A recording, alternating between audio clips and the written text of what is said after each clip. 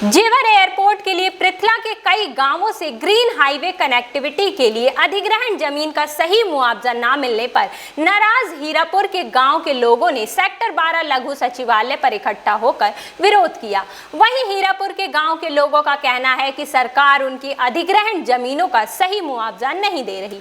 इतना ही नहीं, उन्होंने बताया कि साथ के लगे हुए कुछ गाँव में भी हाईवे के लिए जमीन अधिग्रहण की गई थी, जिनका मुआवजा 1 करोड़ से भी ज्यादा था और सभी को मुआवजा बढ़ाकर मिला है, लेकिन उनके साथ भेदभाव क्यों कर रही है सरकार। वहीं इस मामले में जिला राजस्व अधिकारी ने बताया कि जेवर एयरपोर्ट के लिए पृथला के कुछ गांवों के लोगों की जमीन अधिग्रहण की गई है, जिसकी मुआवजा राशि को लेकर कुछ परेशानियां बताई गई हैं। उसे ही लेकर आज कुछ गाँव के लोगों ने ज्ञापन दिया, जिस पर सभी लोगों के साथ बैठकर डिस्कस करके समस्याओं का समाधान निकाला जाएगा और मुआवजे की भी उचित राशि दी जाएगी। मांग ये है, ये जितने भी ये किसान आए हुए हैं, ये हीरापुर के किसान हैं और महमदपुर के भी हैं और पास के भी हैं। हम जो अपनी मांग लेके आए हैं, वो हमारी मांग ये है कि जो हमारी ये जेवर एयरपोर्ट रोड के लिए जो ज़मीन हमारी सरकार ने ली है, तो उसका जो मुआवजा है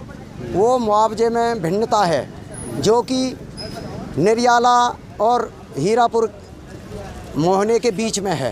ये ज़मीन अधिग्रहण के कम मुआवजे के विरोध में हम यहाँ इकट्ठे हुए हैं। मुआवजा बहुत कम ही इन्होंने निर्धारित किया है। ज़मीन एक जैसी है, लगभग 12 गाँव की ज़मीन इसमें गई है। हरियाणा की ज़मीन एक जैसी है, बढ़िया उपजाऊ है, औद्योगिक क्षेत्र से लगी हुई है। केएमपी बिल्कुल हमारे गांव के पास से निकला हुआ है और मुआवजा 1 करोड़ 39 लाख रुपए के हिसाब से दिया है इन्होंने। अभी पीछे कुछ दिन पहले जो है ना, यहाँ जेवर इंटरनेशनल एयरपोर्ट के लिए फरीदाबाद से जो कनेक्टिविटी दी जा रही है, उसके लिए कुछ गाँव का भूमि अधिग्रहण का अवार्ड सुनाया गया था। तो अब ये उस अवार्ड से थोड़ा रुष्ट है कि भाई थोड़ा कम दिया, तो प्रोसीजर क्या अपनाया अवार्ड सुनाते समय, या रेट कैसे निर्धारित किए, इनकी वो शंकाएं हैं। ठीक है, तो ये जब अवार्ड सुनाया जा रहा था, जब भी ये मौजूद थे, जब भी इन्होंने ये बात उठाई थी। अब ये लिखित में एक मेमोरेंडम दिया, हम इसको स्टडी करेंगे। इसमें अगर कोई मतलब समाधान करने की बात है, वो समाधान भी करेंगे।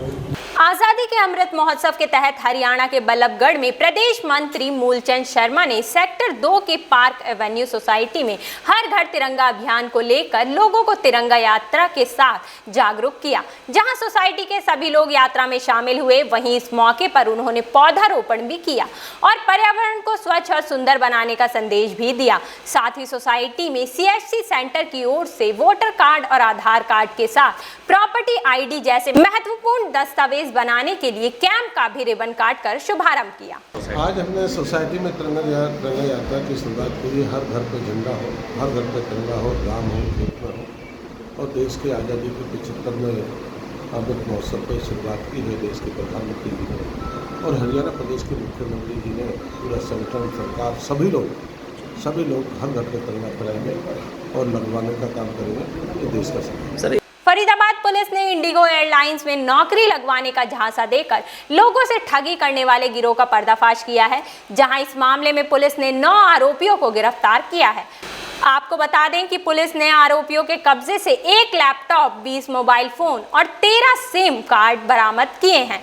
आरोपियों के पास से पुलिस ने 3,22,000 रुपए भी बरामद किए हैं। पुलिस के मुताबिक इन लोगों ने दिल्ली के द्वारका मोड़ पर एक फर्जी कॉल सेंटर खोला हुआ था, जहां से ये लोग इंडिगो एयरलाइंस में नौकरी लगवाने का झांसा देकर लोगों से ठगी करते थे। पुलिस के मुताबिक ये लोग shine.com वेबसाइट से नौकरी तलाशने वाले लोगों की जानकारी इकट्ठा करते और उसे अपना शिकार बनाते थे। NIT ने बहुत ही अच्छी कार्रवाई करते हुए 9 क्रिमिनल्स को, जो एक साइबर का कॉल सेंटर चला रहे थे फर्जी, उनको गिरफ्तार किया है। जिसमें कि उनका तरीका ये था कि वो लोगों को फ़ोन करके नकली नौकरी लगवाने के बहाने उनको फ़ोन करते थे और उनको ये बोला जाता था कि वो इंडिगो एयरलाइंस में उनकी जॉब लगवाएंगे। तो ऐसे ही हमारे पास एक मुद्दई थे जिनका फ़ोन आया था, जिसको उन लोगों ने 6,65,000 का चूना लगाया था इसी तरीके से, और उनसे ये बोला गया था कि अलग अलग तरीके की फ़ीस मांगी गई थी, जैसे registration fees, security fees, medical fees, training fees और GST फ़ीस। इस तरह की अलग अलग फ़ीस उनसे मांगी गई थी। तो पहले वो उनको कॉल करते थे जिसको भी नौकरी चाहिए होती थी, एंड उसको फिर बोला जाता था कि आपको आपकी फला फला जगह पे इंडिगो एयरलाइंस में नौकरी लगाई गई है, और एक फ़र्जी मेल आईडी क्रिएट करके उनको मेल किया जाता था, फ़र्जी अपॉइंटमेंट लेटर भेजा जाता था और उनसे अलग अलग तरह की फ़ीस वसूली जाती थी। तो इसमें कुल 6,65,000 करीब धोखेधड़ी करके इनके मुद्दई के ले लिए गए थे।